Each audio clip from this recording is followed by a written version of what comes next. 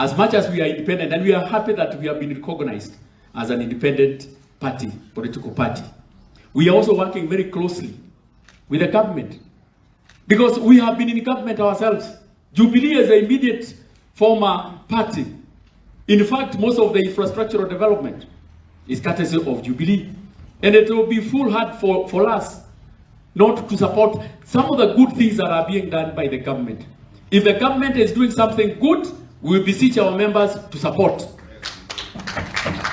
But if the government is not doing something good, we want to beseech you also, members, to also tell the government when they are not doing something right. So we are happy today to report to you as Jubilee members, because Jubilee members, or Jubilee, not Jubilee, a party is defined by elected leaders, not former. You don't define a party by former members. You don't even define a party by a former president. You don't define a party by former MCAs or former MPs. No, you define a member by the sitting MPs or the sitting leaders. And that is the reason you are the third largest party.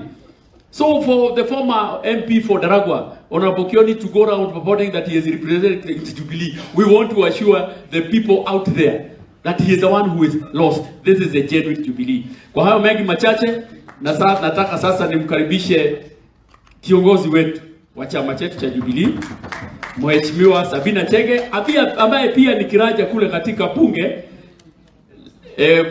bunge, lakini kabla hajafika, ni vizuri chairman, kuja hapa. Chairman wa chama ndiye hapo hapa. Muulize Kioni wakati anaenda kule kusema mambo mengine kule, muulize chairman ni nani wa chama. Takwambia vizuri chairman ni Nelson Zuya. Haya hapo hapa. Karibu chairman. Asante.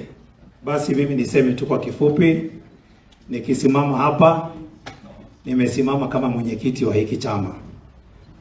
Siku chache zilizopita nilisikia mwingine akisema kwamba yeye sasa ndiyo mwenyekiti. Mimi nataka kumwambia hiyo atangoja.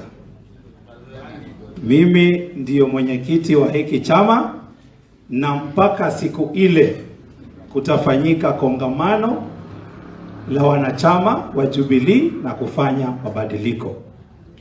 And this guy is on record saying that he was one of the president's men and he was going to retire with the president.